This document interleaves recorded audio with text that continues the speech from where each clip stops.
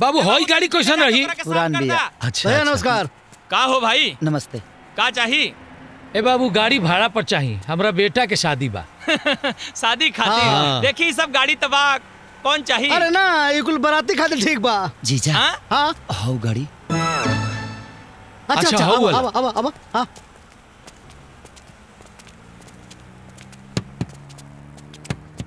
ये गाड़ी तो ठीक बा बाबू, यह गाड़ी देता। ए भाई हाँ ये गाड़ी ना मिल सकेला। है? अरे ये गाड़ी पे हम चढ़े नी है भैया। ऐसा ना हो, खूबसूरत लड़की और खूबसूरत लड़का, अगर दुल्हा दुल्हन की जोड़ी खूबसूरत गाड़ी से ना आई तो ब्याह के कोनो वैल्यू बा? समझ ला। काहे से कि मामला तनी प्यार मोहब्बत का बा। प्यार? हाँ प्यार तो हम कैले रहनी है भाई भाई अगर वो प्यार कैले होखे तब प्यार के मरम बुझबे करब। हाँ। अब अपना इमोशन के भीतर दाबी आ दे दी हमरा के चाबी।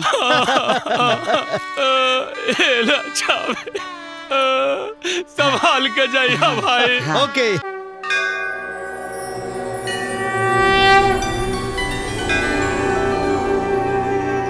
ओम नमः शिवाय ओम नमः शिवाय ओम नमः शिवाय ओम नमः शिवाय ओम नमः शिवाय ओम नमः शिवाय ओम नमः शिवाय ओम नमः शिवाय ओम नमः शिवाय। भगवान के नाम पे कुछ दे दा बाबा।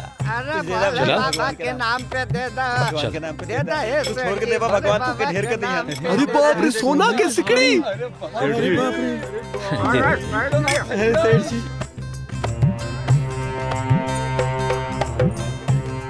भीख में सोना दान कर रहल बाड़े ये करोड़पति के। जाल फेंकले बनी फांसी की ना?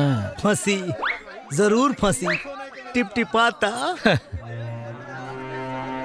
बस चारा इसे डालत रही। ए कंबल बांटो कंबल। हाँ मिठाई मिठाई सब दे दो।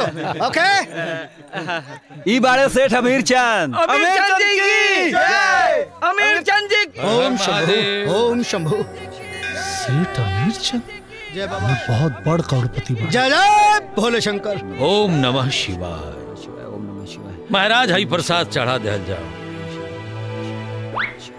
ओम नमः शिवाय। नमः शिवाय। ओम नमः शिवाय।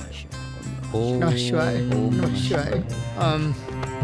जजमान आए कुछ भगवान के नाम पे चढ़ाइब ना। अरे महाराज का बात करतनी, परमेश्वर तो सबसे बड़ा दानी हूँ। हाँ। वो तो सबका के दिले, जी। संसार के उहे दिले बड़े, हमरो के इतना दिले बड़े। अरे महाराज वो तो ढोंग ही लोग दान देवे के ढोंग करेला। भगवान हमरा के इतना देले, सब कुछ देले, लेकिन बस एगो लक्ष्मी खानी बहू दे दीते। पता ना कौना गलती के सजा दे रहा। अगर हमरा के भगवान एगो बहू दे दीते तो हमार धन दौलत हमरा बेटा के संभालित ना। ओम नमः शिवाय। Don't worry father in law, आपकी फरियाद गॉड ने बहुत अच्छी तरह से सुन लिया है और बहुत जल्द आपको एक सुंदर सुशील ब्यूटीफुल बहू मिलने वाली है। ओके। नो नो नो नो नो। आइए चलिए, भोले बाबा है सब ठीक करेंगे। अमीर चंद जी की जय। अमीर चंद जी की जय। अरे इतना सोना चल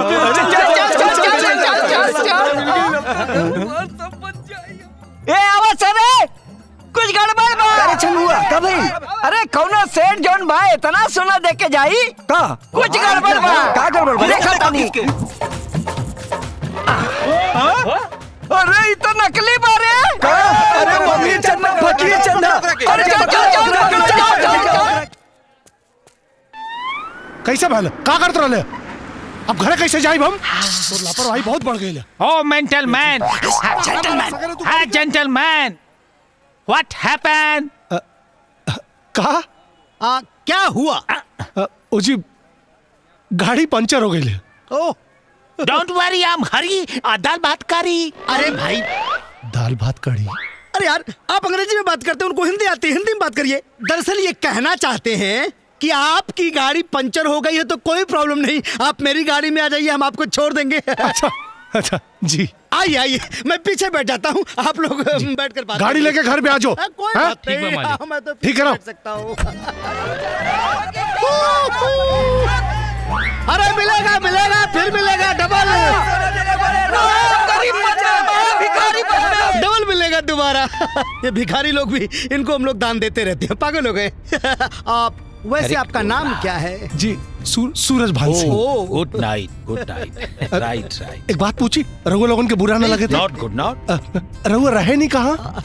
एस्टिंग भेस्टिंग रेस्टिंग टेस्टिंग, जबान शिमला इंग्लैंड मातृभूमि इंडिया। मतलब ये कि विश्व का ऐसा कोनो देश ना हो जहाँ इनका बंगला ना हो। वैसे लंदन में मूलतः रहते हैं और हिंदुस्तान की धरती से लंदन में प्यार। लंदन में France, Japan, China and Singapore. जी। बाप रे। लेकिन दानवान का बड़ा शौक है रघुआ लोगन के। बहुत बहुत। My account Singapore and Swiss bank में। हर चीज ओपन नहीं करते, वैसे बहुत पैसा है इनके पास, विदेशों में बहुत है, इसलिए दान दहेज बहुत करते हैं। इतना बड़ मनई भइला के बाद भी आप लोग दान धर्म में विश्वास करें नहीं? सुन के दिल दान धर्म खातिर तो दिल बड़ा होना चाहिए। रघुआ लोगन के बिजनेस कहा, लेकिन बिजनेस मतलब कुछ ऐसा है ही नहीं जिसका बिजनेस नहीं है उनके फिर पास। भी जैसे मतलब कार वालों के ट्रक, मोटर गाड़ी, साइकिल। अरे गोपाल बेटा, अरे गोपाल गाड़ी रुकना।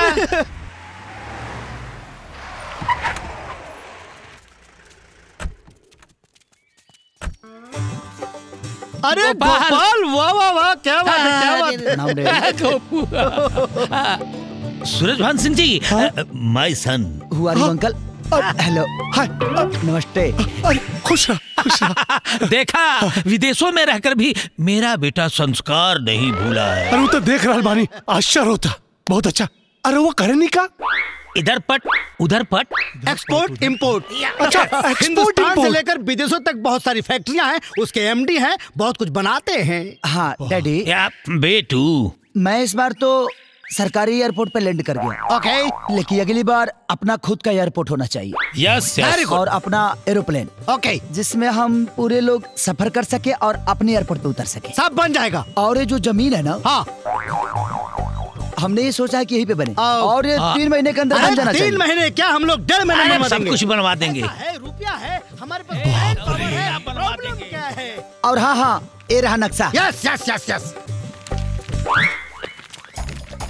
यहाँ हमारी फ्लाइट लैंड करेगी और यहाँ हम गाड़ियाँ कम से कम 10 से 15 रखेंगे, अपना खुद का, वर्करों के लिए।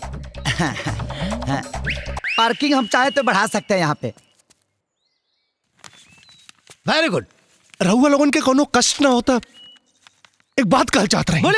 बोली। पासा में हमार घर बा, अगर चल के 1 कप चाय पी लेती तब हमारा। नो। ओहो, तो आप हमारे एहसानों का बदला चुकाना चाहते हैं? ना, ऐसा कोनो बात नहीं के। वो तो हमारा हृदय में बात आई ला और कह देनी है।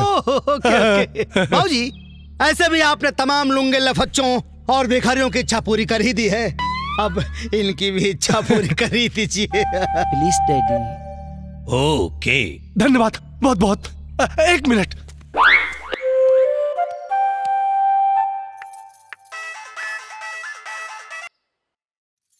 हेलो राजेश्वरी, हम स्वीटी बोलत तानी। राजेश्वरी, हम सूरज भान बोलत तानी। ई कह चाहता नहीं कि स्वीटी खातिर बहुत अमीर लड़का लेके होता नहीं घरे। जी पूरा इंतजाम करके रखा, कोनो गड़बड़ी ना हो के चाहिए। जी ठीक बा। तैयार हो जा, स्वीटी की भी तैयार कर दा। चली ना, चली। ओके, हाँ हाँ हाँ। आइए ओके। आइए आइए।